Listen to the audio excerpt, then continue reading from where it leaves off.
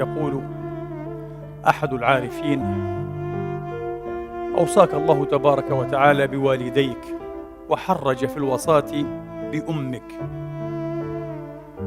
أمك ثم أمك ثم أمك،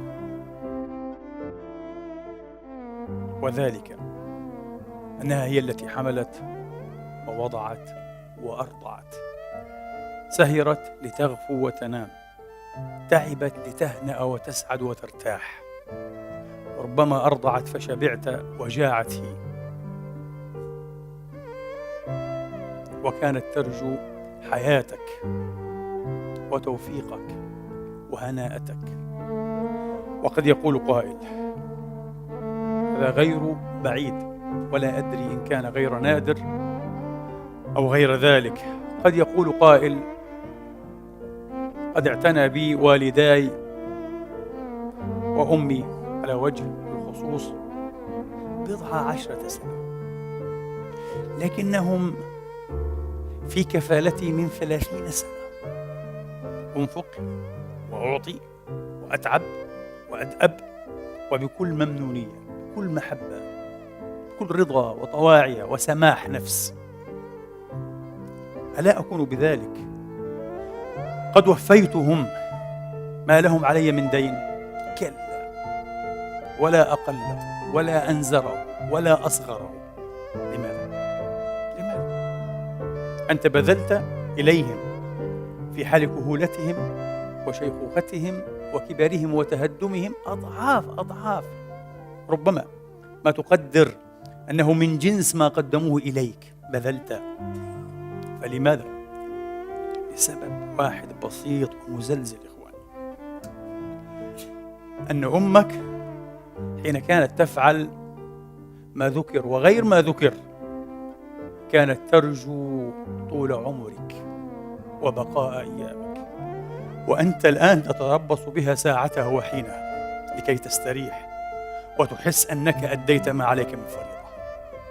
ولذلك لا مجال للمقايسة، لا مجال للموازنة بين هذا البذل وهذا البذل، بين هذا العطاء وهذا العطاء. هي فعلت كل ما ذكر وغير ما ذكر أضعافا مضاعفة، وهي ترجو طول عمرك وبقاء أيامك، وأنت تفعل ما تفعل ولعلك تتحين ساعتها، لا ترجوها لكنك تتربص بها لكي تتخفف من كل هذا التعب وهذا العناء، وربما لكي تفسح مكانا أوسع وأرحب في بيتك لأولادك وربما لأحفادك. فرق كبير. فلا تضربوا لله الأمثال، فكيف إذا تعلق الأمر برب العالمين لا إله إلا هو. هذه حملت ووضعت وأرضعت، فكيف بمن خلق من عدم وأمد من عدم لا إله إلا هو، وهو لا يريد منك ولا يرجو منك لا جزاء ولا مثوبة ولا عطاء.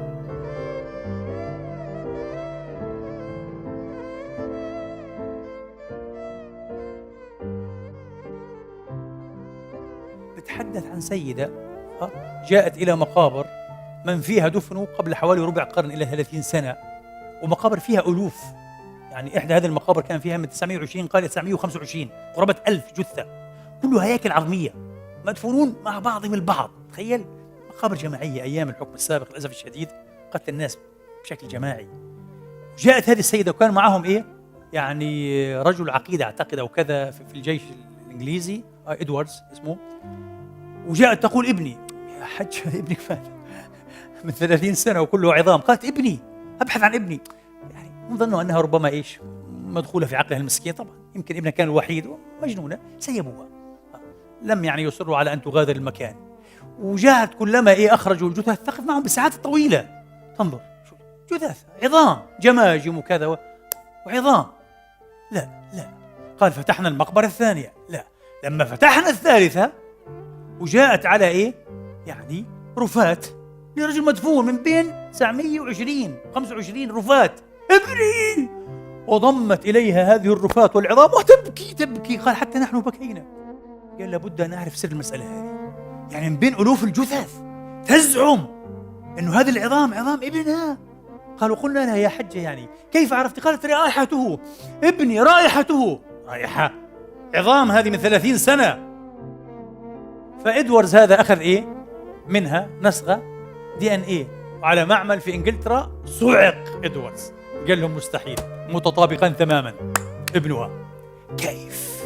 آمنت بالله أن الإنسان فيه يا أخي مكون آخر، فيه الروح، فيه شيء آخر، فيه مش بهيمة ومش طاولة ومش صخرة الإنسان، ومش نجم وكوكب، ونفخت فيه من روحي